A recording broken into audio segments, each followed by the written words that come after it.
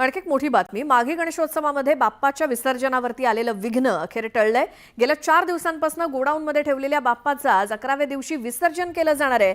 मात्र plaster of पॅरिसच्या कोणत्याही मूर्तीचं विसर्जन समुद्रात होणार नसून पालिकेने निर्माण केलेल्या कृत्रिम तलावातच विसर्जन केलं जाईल। त्यामुळे कृत्रिम तलावांची सुविधा उपलब्ध करून दिली जाईल। मात्र 14 ते 15 फुटांच्या मूर्तीचं विसर्जन कृत्रिम तलावामध्ये होऊ शकत नाही। त्यामुळे अद्याप त्या मोठ्या मूर्तींच्या विसर्जनाबाबतचा तिढा कायम आहे। मात्र मोठ्या मूर्तींच्या विसर्जनाला या मोठ्या मूर्तींचं विसर्जन तलावात कसं करायचं असा सवाल गणेश मंडळांना पडलाय। त्यामुळे गणेश विसर्जनावरील विघ्न कायम असल्याची चर्चा सुरू आहे।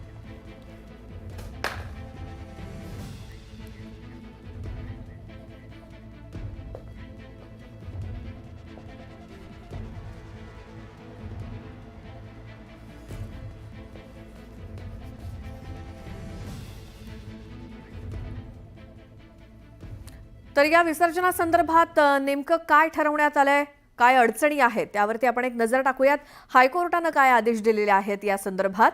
तर सीपीसीबीच्या सुधारित मार्गदर्शन तत्वांवरती पर्यावरणास हानिकारक असलेल्या पीओपी गणेश मूर्ती बनवणं, त्यांची विक्री करणं आणि विसर्जन करण्यास बंदी घालण्यात आली आहे। सीपीसीबीच्या सुधारित मार्गदर्शक तत्वांनुसार हायकोर्टाने जे काही आदेश दिलेले आहेत त्यानुसार सीपीसीबीच्या सुधारित मार्गदर्शक तत्वांनुसार पीओपीच्या मूर्ती ज्या पर्यावरणास हानिकारक आहेत अशा पीओपी गणेश मूर्ती बनवणं किंवा त्यांचं विसर्जन करणं यावरती बंधनं आहेत। त्यांची विक्री करणं आणि विसर्जन करण्यास बंदी घालण्यात आलेली आहे। त्यामुळे पीओपीच्या मूर्ती या बनवणं, त्यांची विक्री करणं आणि विसर्जन करणं यावरती बंदी घालण्यात आली आहे। हायकोर्टाने तसे आदेश दिलेत।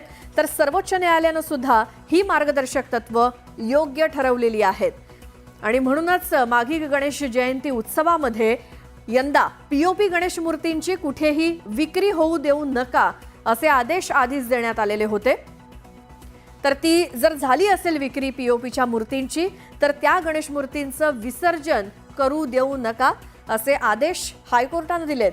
त्यामुळे सीपीसीबीच्या मार्गदर्शक तत्वांचं काटेकोर पालन करा असं देखील आवाहन गणेश मंडळांना करण्यात आलंय। मूर्तिकारांना मूर्ती बनवण्याचा अधिकार आहे। ते पीओपी ऐवजी शाडूच्या मातीच्या मूर्ती बनवाव्यात। पीओपी बंदीबाबतचा निर्णय एका रात्रीत अंमलात आलेला नाही। त्यामुळे मूर्तिकारांनी पीओपीच्या मूर्ती तयार करणं सुरू का ठेवलं असा देखील सवाल करण्यात आलाय। तर आमच्या प्रतिनिधी प्रणाली कापसे आपल्या सोबत आहेत। प्रणाली, एकतर पीओपीच्या मूर्ती बनवल्या गेल्या, त्या विक्री झाल्या आणि त्यानंतर आता हा उत्सव संपल्यानंतर विसर्जन कसा किंवा विसर्जित कशा करायच्या हा एक मोठा प्रश्न आहे। तर आज नेमकं काय होतंय?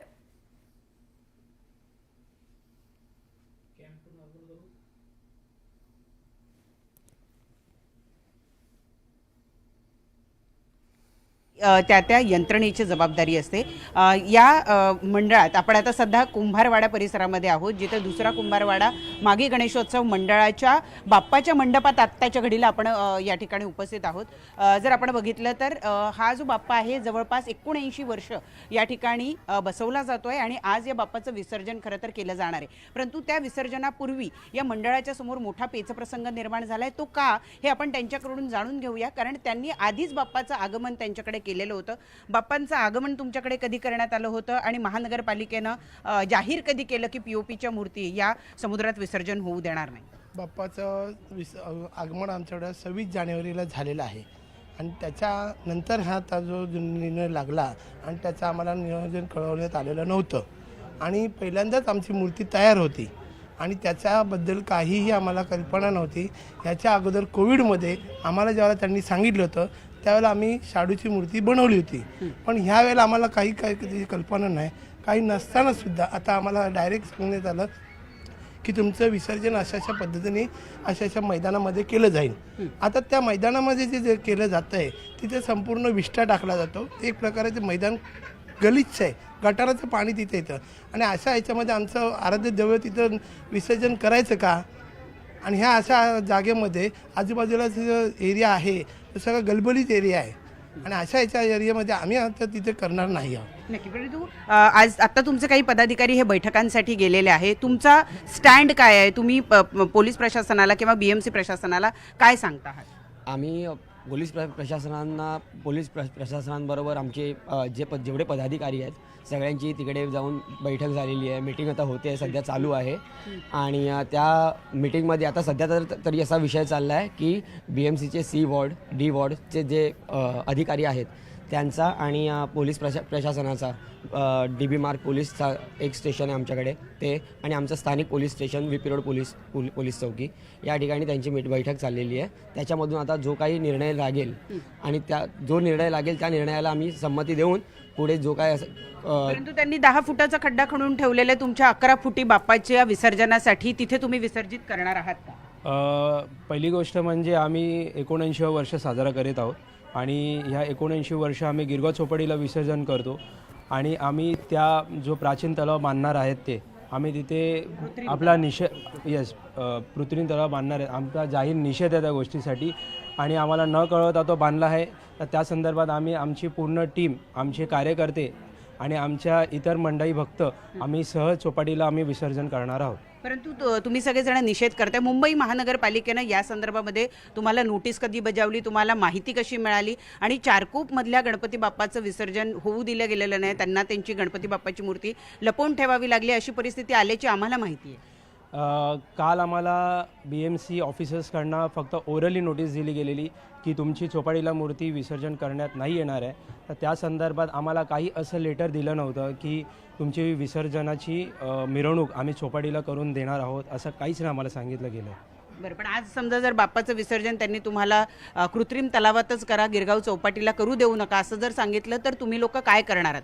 बाप्पाचं विसर्जन करणार आहात की मूर्ती अशीच ठेवणार आहात?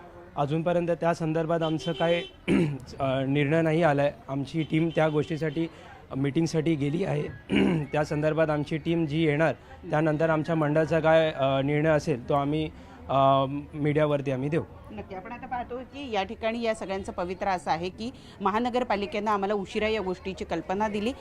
POPच्या संदर्भात जो काही निर्णय आहे तो टप्प्याटप्प्यानं दरवर्षी मुंबई महानगरपालिका किंवा तत्कालीन राज्यकर्ते तो पुढे रेटत गेले आणि त्यामुळे आम्हाला त्याची कल्पना नव्हती. आमच्या बाप्पांचं आगमन झाल्यानंतर आम्हाला जर ही माहिती देण्यात येत असेल तर आम्ही कुठल्याही अस्वच्छ गलिच्छ ठिकाणी आमच्या बाप्पाचं विसर्जन होऊ देणार नाही, असा सध्या तरी त्यांनी पवित्रा घेतलाय. त्यावर मुंबई महानगरपालिका प्रशासन आणि मंडळाचे पदाधिकारी आणि पोलीस प्रशासन यांची आत्ता बैठक सुरू आहे. या बैठकीतून समाधानकारक तोडगा निघाला तर बरं, नाहीतर आमच्या बाप्पांची मूर्ती आम्ही इथेच ठेवू, आम्ही वर्षभर त्यांचं पूजन करायला तयार आहोत, असं या मंडळाच्या पदाधिकाऱ्यांचं म्हणणं आहे. बरोबर आहे. प्रणाली आणि गिरगाव प्रमाणे चारकोप इथे सुद्धा असंच एक गणेश मंडळ ज्यांना आपला गणपती बाप्पा विसर्जित करता आलेला नाही.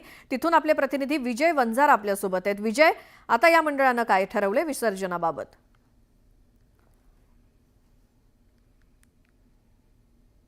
गणेश मूर्तीचा विसर्जन सार्वजनिक नैसर्गिक स्रोतांच्या करण्यास महानगरपालिका नाल्याच्या आदेशानुसार प्रतिबंधन केलेलं आहे. पश्चिम उपनगरातील काही मंडळ पुढे आता पेच निर्माण झालेला आहे. याच पार्श्वभूमीवर आता गणपती विसर्जन आजचा शेवटचा दिवस असेल आणि मंडळासमोर मोठा हा प्रश्नचिन्ह निर्माण झालेला आहे. पश्चिम उपनगरात हा मूर्ती विसर्जनाचा पिढा निर्माण झालेला असून अशाच मूर्तीचे विसर्जन प्रशासनाकडून तयार करण्यात आलेल्या कृत्रिम तलावात करावं असं पालिकाकडून स्पष्ट केलेलं आहे. प्रमुखाने चारकोप बोईसर भागातील मंडळामध्ये गोंधळ सुरू झालेला आहे.